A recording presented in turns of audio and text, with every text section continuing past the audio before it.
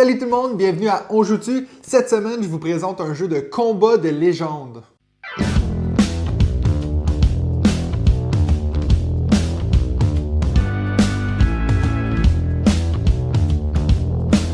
Donc aujourd'hui, je vous présente le jeu Unmatched Combat de légende volume 1.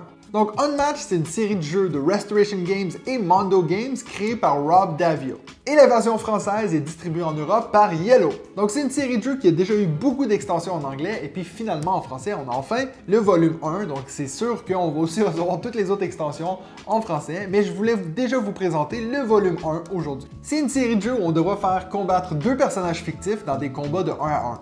Le jeu nous dit qu'il se joue de 2 à 4 joueurs, mais on va s'entendre, c'est surtout un jeu de 2 joueurs, un contre l'autre. Depuis la sortie du jeu en 2019, en anglais, il y a eu plusieurs extensions. On est rendu maintenant à beaucoup de personnages dans cet univers-là. Mais pour ce qui est de la version francophone, on vient tout juste de recevoir le volume 1, qui inclut les personnages Alice au Pays des Merveilles, le Roi Arthur, Simbad et Méduse. Si c'est votre première fois sur ma chaîne, n'hésitez pas de vous abonner si vous êtes fan de jeux de société et que vous aimez ce que je fais. Donc pour cette vidéo, je vais d'abord vous montrer la mise en place du jeu. Ensuite, on va regarder comment jouer et on va finir par répondre à la fameuse question: on joue-tu à ça Unmatched Combat des légendes volume 1? La première chose que vous remarquez en ouvrant la boîte, c'est justement le plateau de jeu qui est double face. Pour cette vidéo-ci, moi je vais me servir de la face 1, donc vous pouvez la placer entre les deux joueurs. Ensuite, vous devrez choisir quel personnage vous prenez. Une fois que vous avez choisi le personnage que vous désirez prendre, vous allez prendre le paquet de cartes qui va avec le personnage. Ensuite, le disque avec les points de vie que, si c'est votre première partie, vous devrez construire vous-même. Vous allez aussi prendre le jeton de l'acolyte de la couleur de votre personnage. Donc, dans ce cas-ci, si vous prenez le roi Arthur, ça va être Merlin. Et pour finir, vous allez prendre la petite figurine de votre joueur. Pour pouvoir couvrir le plus d'aspects de l'explication de ce jeu, moi, je vais mettre en place une partie avec le roi Arthur et Méduse. Mais inquiétez-vous pas, à la fin de la vidéo, je vais justement vous expliquer la différence entre tous les personnages. Ensuite, tous les joueurs prendront leurs cartes aide de jeu qu'ils vont placer à part des autres cartes et vont mélanger tout le paquet de cartes. Le joueur le plus jeune placera sa figurine sur l'espace avec le numéro 1. Ensuite, le deuxième joueur placera sa figurine sur l'espace noté numéro 2. Une fois que ça c'est fait, vous allez prendre votre jeton acolyte et le placer dans la même zone que votre personnage. Les lieux qui sont de même couleur sont considérés comme étant dans la même zone. Méduse, elle, devra faire la même chose. Elle a 3 acolytes, donc elle va les placer dans la même zone. Vous voyez que la zone ici, elle est mauve, donc je pourrais aussi en mettre un ici, dans cette zone-ci, qui partage plusieurs zones différentes. Donc je pourrais bien sûr mettre mon acolyte là. Ensuite, vous allez mettre les marqueurs ici de vie au chiffre avec justement la petite flèche. Donc pour Méduse, c'est 16. Pour le roi Arthur, c'est 18. Et pour Merlin, c'est 7. Sachez que Méduse, elle n'a pas un petit marqueur de vie pour ses acolytes parce que ses acolytes sont considérés comme ayant qu'un point de vie. Et donc voilà, c'est comme ça que vous mettez le jeu en place. Le jeu va se jouer sur plusieurs tours et à chaque tour, chaque joueur devra faire 2 actions. Comme vous voyez ici, on nous dit que vous pouvez choisir 2 actions différentes ou 2 fois la même action. Vous avez 3 actions de base que tous les personnages ont et je vais d'abord commencer par vous expliquer ceci. La première, c'est l'action de manœuvre. Si vous décidez de faire l'action de manœuvre, vous allez obligatoirement piocher une carte. En plus de ça, si vous le désirez, vous pouvez déplacer vos combattants. Sachez que lorsqu'on parle de combattants, on parle de votre héros et de vos acolytes. Donc c'est à vous de voir lequel vous voulez déplacer. Pour savoir de combien de cases on a le droit de déplacer nos combattants, on va retourner la carte aide ici et comme vous pouvez voir, on a la valeur de déplacement. Donc dans ce cas-ci, Arthur et Merlin peuvent se déplacer de 2 cases. Sachez que lorsqu'on parle de déplacer vos combattants, vous pouvez bien sûr déplacer les 2 personnages en respectant bien sûr le nombre qui est écrit sur votre carte. Donc par exemple, je pourrais déplacer Merlin de 2 cases et ensuite le roi Arthur de 2 cases. Ou je pourrais aussi les déplacer de 1 et puis pas nécessairement déplacer les 2. Donc c'est un choix que j'ai pour mes 2 combattants de les déplacer de 0 à 2 cases. Comme vous pouvez voir, on nous dit aussi qu'on peut défausser une carte pour booster notre déplacement. Je vais vous expliquer ce que ça veut dire dans un instant, mais d'abord, j'aimerais qu'on regarde les différents types de cartes qu'on a dans notre paquet de joueurs. Donc, il y a 4 types de symboles que vous allez retrouver en haut, comme vous pouvez les voir ici, avec des différentes couleurs. Et notez que dessous le symbole, on nous dit aussi qui, entre le héros et l'acolyte, peut utiliser la carte. Donc, dans ce cas-ci, exemple, si on regarde cette carte-ci, Merlin et le roi Arthur peuvent l'utiliser. Ici, c'est que Merlin, et ces deux-ci, c'est que le roi Arthur. Donc, très important de le prendre en note. Alors, on va commencer avec l'éclair ici. Donc ça, c'est des cartes qu'on va utiliser justement pendant le deuxième tour. Donc le deuxième choix d'action qu'on peut faire. où on nous dit stratagème. Donc, c'est des cartes qu'on va jouer et appliquer les effets immédiatement. Par exemple, cette carte-ci de la Dame du Lac nous dit qu'on doit immédiatement chercher la carte Excalibur dans notre paquet et la mettre dans notre main. Donc, vous voyez, je prendrai la carte Excalibur et je la mettrai dans ma main. Ensuite, les 3 symboles qui nous restent, c'est des symboles qu'on va utiliser justement dans la 3e action, qui est l'action d'attaque. Donc, lorsqu'on est le joueur actif et que c'est à notre tour, on peut décider d'attaquer un adversaire. Donc, ça veut dire qu'on va choisir une de ces cartes avec ce symbole-ci et la mettre face cachée devant nous. Et puis, on va dire à notre adversaire, ben, on est prêt, on va vous attaquer avec cette carte-là. Votre adversaire aura le choix de pouvoir bloquer votre attaque avec une carte avec ce symbole-ci. Donc, par exemple, moi, le roi Arthur, je dis à Méduse, je vous attaque avec cette carte-ci. Méduse met une carte devant moi pour dire je vais défendre. Donc, je retourne la carte et je fais une attaque de 4 et Méduse a défendu avec une attaque de 4. Donc, dans ce cas-ci, il n'y a aucune différence entre les deux attaques.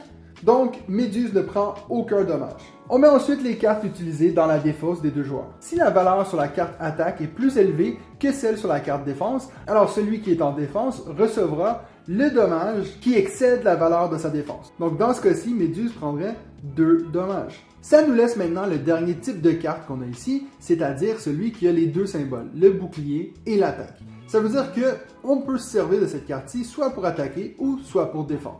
En plus de la valeur d'attaque et de défense, certaines cartes auront des effets qui vont s'appliquer soit immédiatement, soit pendant le combat ou après le combat. Donc ce serait très important d'appliquer ces effets selon à quel point vous êtes dans le combat. Bien sûr, une carte immédiatement, ça veut dire au moment de la retourner, même avant d'appliquer les dommages, on va devoir appliquer l'effet qui est écrit ici. Pendant le combat, ça va justement être souvent quelque chose qui va modifier votre valeur d'attaque. Et après le combat, c'est souvent quelque chose qui va soit nous faire défausser des cartes ou nous aider à nous redéplacer après avoir justement infligé du dégât. Il est très important de noter que tous les personnages, c'est-à-dire tous les combattants, donc les héros et les acolytes, ont un type d'attaque. Donc par exemple, Arthur, lui, il est d'attaque mêlée. Qu'est-ce que ça veut dire ça? Ben, ça veut dire que Arthur, lui, peut simplement attaquer des personnages qui sont à une case adjacente. Attention, je ne dis pas nécessairement dans la même zone, mais simplement d'avoir une case qui est adjacente, ça veut dire qu'il est rejoint par une ligne noire. Donc dans ce cas-ci, Arthur pourrait attaquer Méduse, mais il ne pourrait pas attaquer son acolyte qui est derrière. Merlin, lui, peut attaquer à distance, ce qui veut dire qu'il peut attaquer n'importe qui est dans sa zone. Donc dans ce cas-ci, il est sur une case jaune, donc il pourrait attaquer sur ces 2 cases-ci, tous les jaunes derrière, et bien sûr ces 2-ci qui ont des zones partagées. Donc Merlin, s'il attaquait ce tour-ci, il pourrait attaquer soit Méduse, soit son acolyte qui est ici, mais pas les 2 qui sont ici. Maintenant, si on revient à l'action manœuvrer, ici on nous dit qu'on peut défausser une carte pour booster votre déplacement. Certaines fois pendant le jeu, on va vous parler de cette action, le fait de booster. Ça veut dire quoi ça? Ça veut dire qu'on peut jeter une carte qu'on a dans notre main pour prendre la valeur qui est écrite ici dans le petit chiffre rond pour justement soit booster notre attaque ou notre déplacement. Donc justement pour l'action de manœuvrer, si je décide de booster mon déplacement, ça veut dire que je vais prendre justement le chiffre qui est ici et ajouter ça à mon déplacement. Donc si je jette cette carte-ci, je la défausse, je vais pouvoir ajouter 3 à mon déplacement. En parlant de boost, je vais justement vous expliquer la capacité spéciale au roi Arthur, donc que seul lui peut faire. Ça nous dit, lorsque le roi Arthur combat, il peut booster son attaque, jouer la carte boost face cachée avec votre carte attaque. Donc par exemple, moi je décide d'attaquer avec Arthur, je vais placer mes 2 cartes, donc ça veut dire que mon adversaire sait que je vais booster une attaque. Donc disons, je décide de montrer cette carte-ci, je dis je vous attaque avec une valeur de 4, boosté de 3 ici, ça veut dire que je l'attaquerai d'une valeur de 7. Attention, la carte qu'on utilise pour booster, on ne va pas appliquer l'effet qui est écrit dessus. C'est pour ça que j'ai décidé dans ce cas-ci d'utiliser Excalibur pour booster vu qu'elle est sans effet. Parce que bien sûr, j'aurais fait plus de dommages si j'avais utilisé celle-ci et que j'avais boosté avec celle-ci, ça m'aurait fait 8 plutôt que 7. Par contre, j'aurais pas pu utiliser l'effet qui est écrit en bas ici. Donc j'ai décidé de sacrifier un point de dégâts pour pouvoir justement faire l'action qui est écrite en dessous. Bien sûr, une fois que les 2 cartes, vous les avez utilisées, on les défausse. Donc, comme vous pouvez voir, le roi Arthur est un personnage qui peut potentiellement faire assez mal, mais il y a un désavantage, c'est qu'on va se débarrasser de beaucoup de cartes. Regardons maintenant la capacité spéciale de Méduse qui, déjà en partant, vous pouvez voir qu'elle, elle bénéficie d'avoir 3 acolytes. Donc ces acolytes-là, on peut aussi les contrôler pendant un tour, ça veut dire que potentiellement on peut bien encercler notre adversaire. Par contre, sachez qu'ils n'ont qu'un point de vie. Donc n'importe quelle attaque qui dépasse la valeur de votre défense va automatiquement tuer l'acolyte de Méduse. qui sont dans ce cas-ci des harpies. Maintenant, regardons Méduse, qui elle a le contraire du roi Arthur, c'est-à-dire que Méduse, elle, peut attaquer seulement à distance, et les harpies, eux, peuvent attaquer seulement en mêlée, ça veut dire en corps à corps. Si jamais, j'avais oublié de le mentionner par avant, mais un personnage qui attaque à distance peut bien sûr aussi attaquer quelqu'un qui est adjacent. Donc dans ce cas-ci, vous voyez que Méduse pourrait attaquer Merlin parce qu'elle est à distance, donc dans la même zone que Merlin, mais elle pourrait aussi très bien attaquer le roi Arthur qui est ici, même s'ils ne sont pas dans la même zone, parce qu'ils sont sur une case adjacente. Donc, comme vous pouvez voir, Méduse a un déplacement de 3, ça veut dire qu'elle, elle peut se déplacer de 3 cases, et tous ces 3 harpies peuvent aussi se déplacer de 3 cases. En plus de ça, la capacité spéciale à Méduse, c'est qu'au début de votre tour, vous pouvez infliger un dégât à un combattant adverse dans la même zone de Méduse. Donc, prenons l'exemple ici, le roi Arthur a fini de jouer, c'est à moi, Méduse, de jouer. Avant même que je joue mes cartes, comme on peut voir, Merlin est dans la même zone que moi, donc dans ce cas-ci, lui, il prendrait un dégât. Donc, je viendrais baisser la vie de Merlin de 1. Attention, encore une fois, comme dans ce cas-ci, je ne pourrais pas infliger ce dégât au roi Arthur parce qu'on n'est pas dans la même zone, on n'a pas la même couleur sous notre personnage. Très important aussi, ça nous dit un dégât à un combattant. Donc si j'ai le choix entre les deux personnages ici, je ne pourrais pas dire « Ah ben, je prends, les deux ils font un dégât ». Non, non, non, il faudrait que je choisisse soit je le mets le dégât au roi Arthur ou à Merlin. Regardons maintenant les autres personnages en commençant par Alice, donc Alice du Pays des Merveilles, en plus de son petit chat, le Jabberwocky. Donc Alice et le Jabberwocky peuvent seulement attaquer donc en corps à corps, en mêlée, ils peuvent jamais attaquer à distance. En plus de ça, ils ont les deux un déplacement de 2. En plus de ça, Alice, elle va avoir un petit jeton, comme ça, un marqueur, où on va représenter la taille d'Alice. C'est un peu sa capacité spéciale, c'est qu'elle peut être soit petite ou grande. Donc, au début de la partie, vous allez choisir de la mettre soit grande ou petite. Si vous êtes petite, vous allez toujours ajouter une valeur de 1 à votre défense.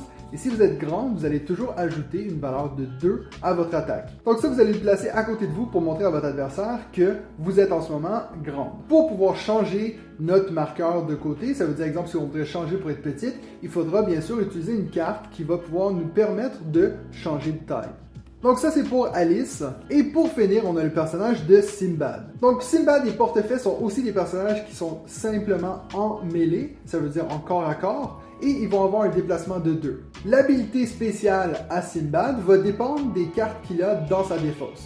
Donc ici, on nous dit, lors d'une manœuvre, vous pouvez déplacer vos combattants de plus une case pour chaque carte voyage dans votre défausse. Donc dans le paquet de cartes de Sinbad, il y a justement 7 cartes où on a ce qu'on appelle des cartes voyage qui auront des effets différents. Une fois que ces cartes-ci sont jouées, ils vont être dans la défausse de Sinbad.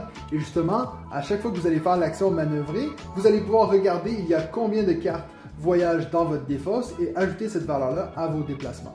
Et voilà, ben le but du jeu, c'est simplement de réduire la vie de votre adversaire à 0.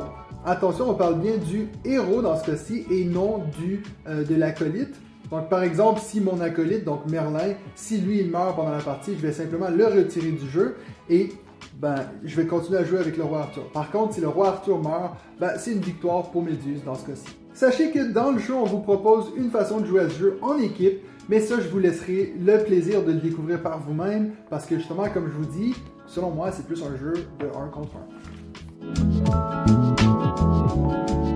Maintenant, c'est le temps de répondre à la question, on joue-tu à ça Unmatched Volume 1? Donc déjà, pour commencer, vous savez à quel point moi j'adore des jeux qui ont des bonnes présentations, et bien Unmatched, elle est incroyable. Si on prend juste les cartes qui sont fournies dans le jeu, mais juste l'endos des cartes, l'iconographie, je la trouve vraiment bien travaillée. Et puis l'idée justement de se dire, on va prendre Alice au Pays des Merveilles et puis on va faire en sorte que ce soit un personnage intimidant, avec une grosse épée, c'est toutes des choses que je trouve très attrayante dans ce jeu. Je vous avoue que j'étais très réticent avec ce jeu parce que ça me faisait beaucoup penser à Villainous. Donc Villainous, on parlait aussi d'un jeu avec des personnages connus qui vont s'affronter avec des pouvoirs asymétriques, mais bien sûr dans l'univers de Disney. Et puis Villainous, c'est un jeu que ma conjointe et moi, on a vraiment détesté. On a fait 2-3 parties, puis on n'arrivait vraiment pas à accrocher. Et puis c'est pour cette raison que je l'ai vendu, je pense, 1 mois après. Encore une fois, c'était un jeu avec une très belle présentation. Je le trouvais vraiment beau le jeu, mais j'avais aucun plaisir plaisir à y jouer. Donc lorsque j'ai vu Unmatched avec des personnages fictifs connus qui s'affrontent en tête à tête avec des pouvoirs asymétriques, un jeu avec beaucoup d'extensions qui essaie justement de vous faire collectionner tous les personnages parce que bien sûr, money money. Donc ceci explique ma réticence avec le jeu. Et puis est-ce que je peux dire que j'ai été agréablement surpris?